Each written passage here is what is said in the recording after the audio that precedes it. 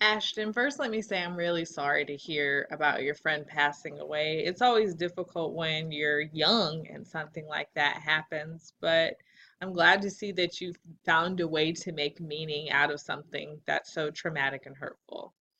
In terms of your response, I am excited about some things, and then there are some things that kind of I want to talk to you about as a warning.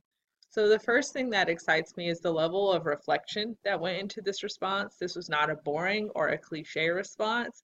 It was something that really required an amount of self reflection, and that makes me excited to see the journal assignments that you're going to do.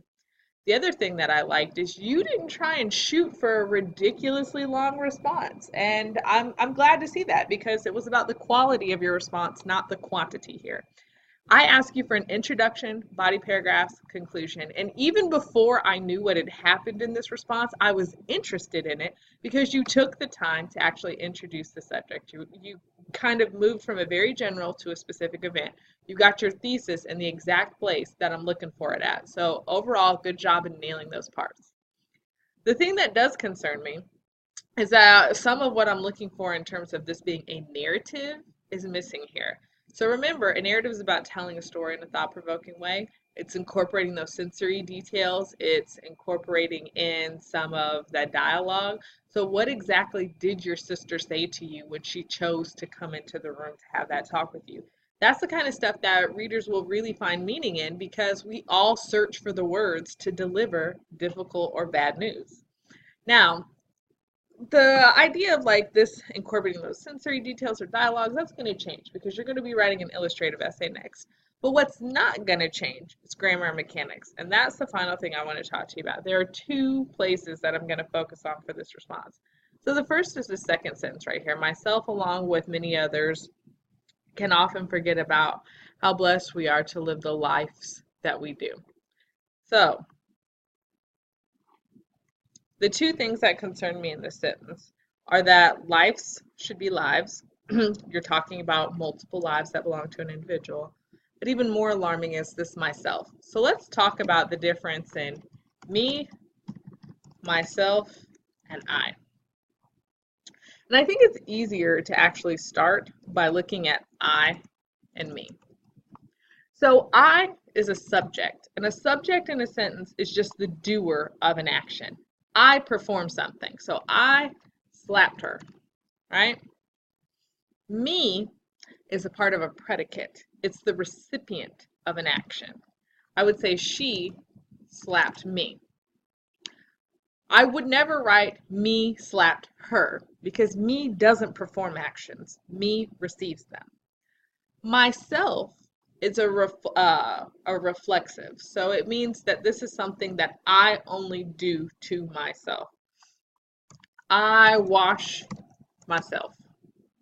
Now, I'm not going to say that I wash me because I'm not the receiver here. I'm both the receiver and the doer. So it's something that is reflexive or circular.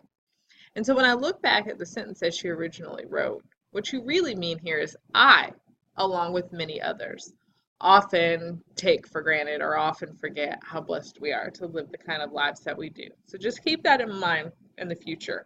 I does something, me receives something, and myself for things that I do to me. The second thing that I'm noticing, and I did notice this in a couple places in your writing, but I'm not going to go and point them out because you want to go back and practice finding this, is that you want to make sure that when a sentence starts with something other than the subject, that you use a comma. That's a red flag that you need a comma. In English, we want the subject first. So for example, we want the I slapped first. We want to know, is it that I slapped her? Is it that my friend did? Did my neighbor? If a sentence starts with something other than that, you need a comma. So here, as I'm getting ready for work, those are the circumstances. It's the time at which these events are happening. And then your sister is the doer of the action. My sister comes into my room to inform me that our friends have passed away in a car accident. So what you want to do when that happens is put a comma between the introductory phrase and the subject. And when you really want to look for this is in circumstances that involve time or direction. That tends to be when we do it the most. So I might say something to the effect of, on the left-hand side of the table, the deck of cards is waiting to be played, although that's a very horribly phrased sentence. I might say something like, my neighbors on the right. Actually, that's not a good example either. All right, here's a good example. I might say, to the left, the pencil sharpener is broken. Or I might say something like, yesterday afternoon, I stubbed my toe. So there, I'm using direction or time to indicate a specific circumstance, and that's when you want to use those commas. Now, those first two examples were a little shaky. The problem was that I was using something called the passive voice, which I discourage students from doing as well.